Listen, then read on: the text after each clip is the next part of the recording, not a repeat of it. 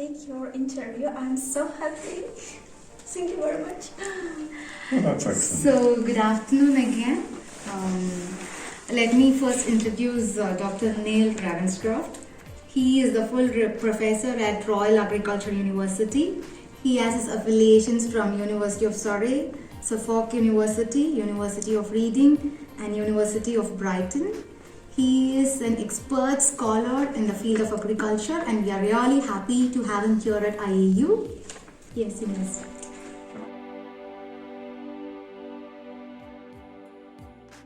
Okay, can you tell me about your hometown? We're so interested in your hometown, and can you give us some facts, some information about it? Of course, yes. Well, I was born in the very west of England. Louder.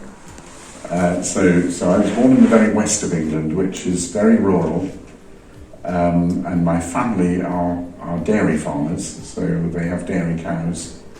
And when I was young, they had pigs and grew potatoes and things. And the farm there, we were tenants of the Queen. So it was the land was owned by the royal family, and my family farmed it. But I moved away when I was 18 and went to university near London, and then to Canada to do graduate school. And eventually we've moved to live in it's a large village called Forest Row, which is just south of London.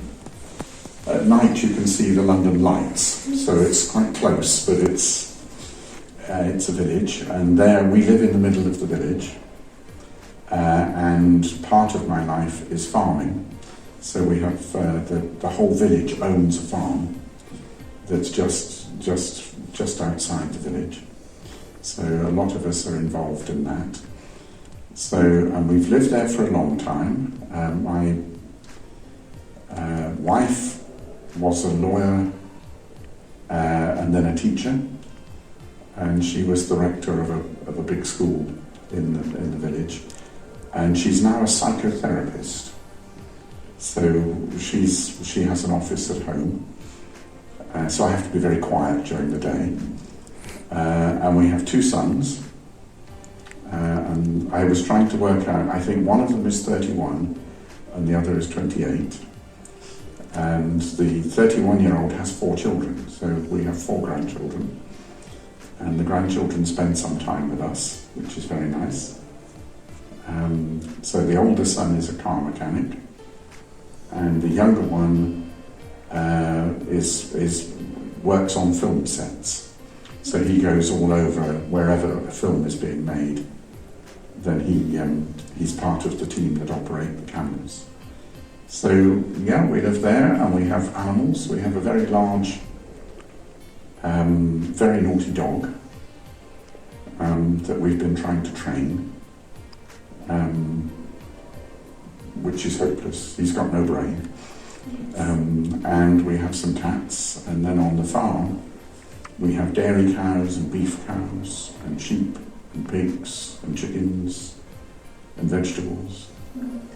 So it's so my life is there some of the time, so I like to be in the village some of the time, and then other times I'm wherever the work is, and I also work as an education consultant, so depends where the work is for them. It was so good and interesting. Thank you very much. The next question is related to study.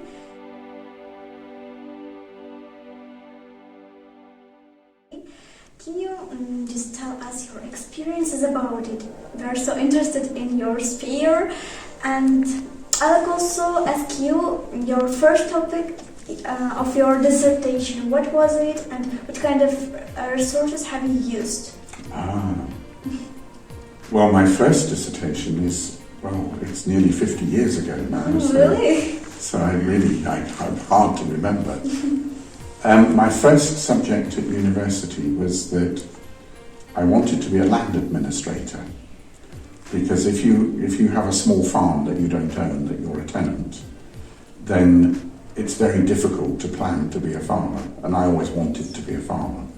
but we didn't have land. So the next best thing was to become a land administrator. So my first degree was in land administration, and I did qualify as a land administrator. But after that, I decided that I was interested in environmental economics. So my PhD is actually in what we now think of as welfare economics. So it was about what happens when markets don't work. So a lot of my life has been, around how do people access the right health services or the right education services if they don't have money. But more recently, how do we protect the environment? Because often the environment doesn't have a price, does it? It's really valuable. Water is really valuable, but quite often we're not able to put prices on things, and if we can't put prices on them, then in our current economic systems, it's hard, certainly in the West, it's very hard to protect them. So a lot of my work recently has been around what we now call ecological economics, so economics that doesn't depend on markets, and on things like ecosystem services and related to agriculture. All right, so that's really my work these days, and that's the papers I write.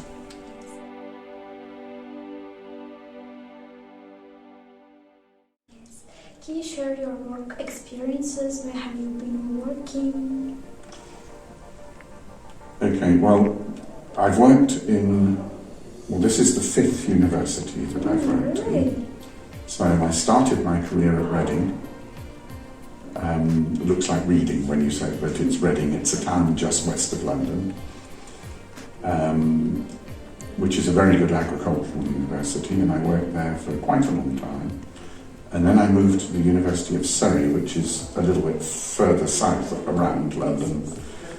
And Surrey is an expert in business management. And then I moved to Brighton, the University of Brighton, which is on the south coast, right south of London. So I've been travelling around London. And there I set up and ran a doctoral school for PhD students. So we had about 800 PhD students in our own part of the university, which was great fun. And then I went to the Royal Agricultural University to be, we call it Deputy Vice-Chancellor. Here it would be Deputy Rector. So I was Deputy Vice-Chancellor, and I set up education programs in China. So I also worked in China, in Shanghai and various places. And I've always done consultancy, so there's always been bits of consultancy. Some with my wife, we did quite a lot of environmental law together, and we've run the farm for 20 years. So I've tried to have at least one day a week when I'm at home on the farm, and sometimes it was more. Oh, and I did work for a school. I was finance manager of a school for a while, and I've forgotten. I also worked in Rome for the United Nations Food and Agriculture Organization for a while. So, and I think throughout it's, I don't have very big concentration. I need to do lots of things. I'm not very productive if I just do one thing. So it's always nice to have several things working, and always just choose interesting projects. So I'm here because I thought, how many opportunities do you get to be at the start of a new university? So I thought, I should go and find out. So most of it is just luck. It's just, an interesting opportunity comes along, and I'm lucky enough to be asked to do it. Thank you, Doctor. Actually, I am overwhelmed with all your vast experience and your researches that you just discussed. Yesterday I was just going through your profile, and the research gave me that you have around 2,416 citations with so many publications, which comes around 139, which you have co-authored with the other people. And your H index, it awestruck me when I look at you. We are in the baby steps, we're just starting as researchers, and then you set as you are the beacon of light who could show us like how to go about with research. You mentioned the experience working at China. Could you just give me a little more about the community research that you did over there, where you talked about the community agriculture, the shift from the urban agriculture?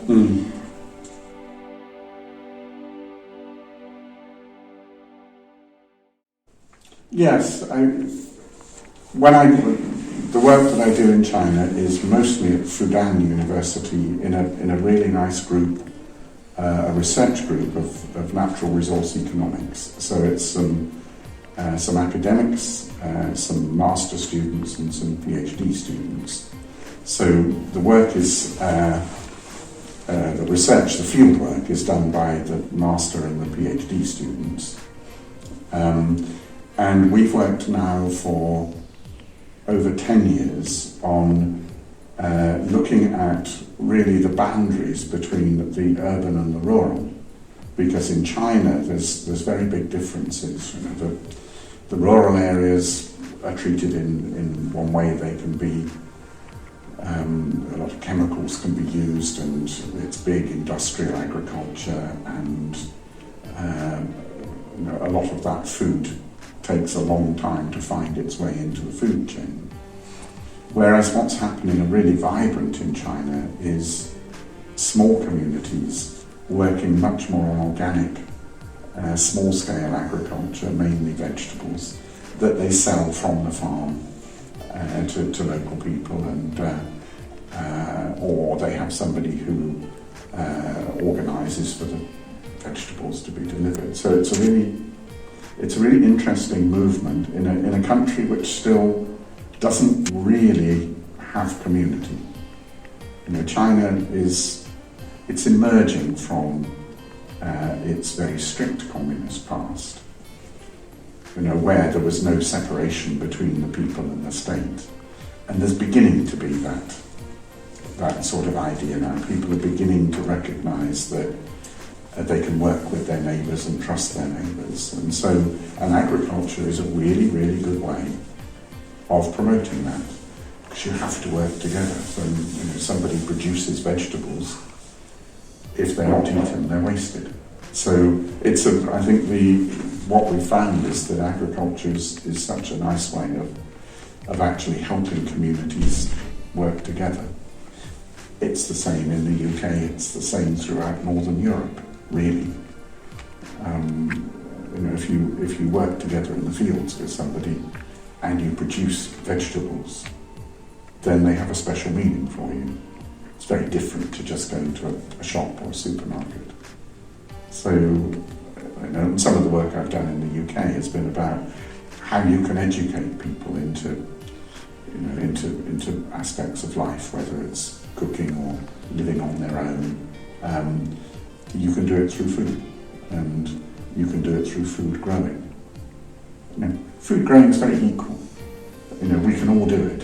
You know, we don't have to have special skills, and we don't have to have special machines, and you know, we can work together in the fields, and and all sorts. So it's a great way of promoting ideas that people can work together, and and they can share things.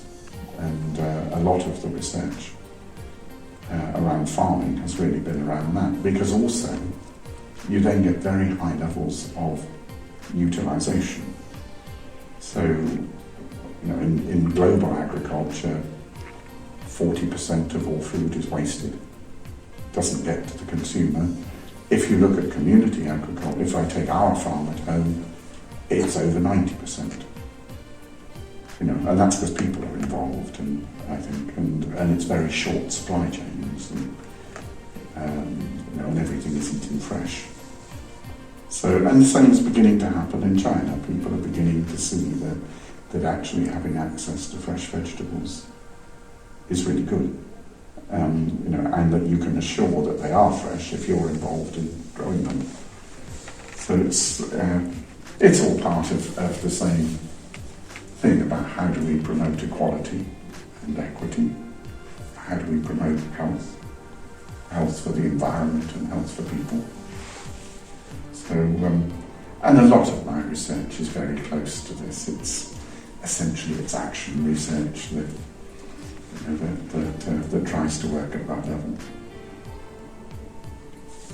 A note to add on, our congratulations to the collaborative partnership at the Organic Research Centre in Sussex, where we have the UK's leading research centre for agriculture, and they try to develop organic material, organic food production. They also plan on land management solutions, and I believe your key resolutions towards climate changes and then soil, biodiversity, conservation and food security would help us here in Uzbekistan, and the students here, the undergraduate students, the foundation year students are going to benefit a lot, because agriculture, Uzbekistan is an agriculture country, but then to think in the norms of environmental economics and then agroeconomics, it's going to be an eye-opener for everybody, and it has been one for me too.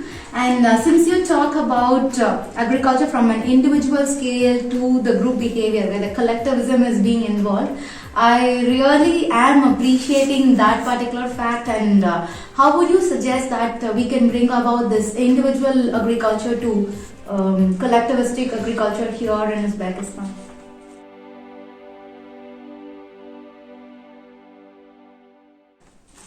Well, I think it's a number of things. Firstly, it's through students. I think students learn at university and they take it out with them, and you take it out on placements. Secondly, it's by exchange. So in Northern Europe, when we wanted to promote some of these ideas, we bid for money from the EU to invite farmers to come and see change. And we now, every year in the UK, we run a big conference on it, which has 5,000 people that come, and they come from all over Europe, and we talk about it. So I think there are ways in which we could start to do that with Uzbekistan, of inviting people from some of the clusters or farmer leaders to come and see, and inviting community farmers from the EU to come here and talk with students, with farmers. It's a slow process because, whether it's Uzbekistan or the UK, farmers have grown up believing that they have to be individual and, they have to maximise their production and they have to make it as efficient as possible and all these things. And there's a kind of distrust of community. So part of it is actually sort of breaking down those barriers and saying, working with the people who eat your food, that's trust. If you eat somebody's vegetable, it's just building up experience. And on our farm, we've invited people from all over Europe and China. We've had people who come and just work on the farm. Then you see it. And we've got places where they can stay, so it doesn't cost anything and all sorts. So I think it's slow, but the universities are really important. One of the big projects we did in China was to take some students. These were when they graduated. Was that a lot of the villages outside of Shanghai are quite depressed. There's not a lot happening, and many of the young people have left. And so the local government invited a group of 6 students from Agricultural University to go and live in the village and just start doing projects. So these were students who'd been through some of this training, and they had some land, and they started cultivating, and they talked with the farmers. And over a period, I think it was a 3-year project, and by the end of the 3 years, there were little markets working in the village, and people were coming out of the town to buy the vegetables, and some of the farmers had converted to organic. So I think these things can happen, and that was students.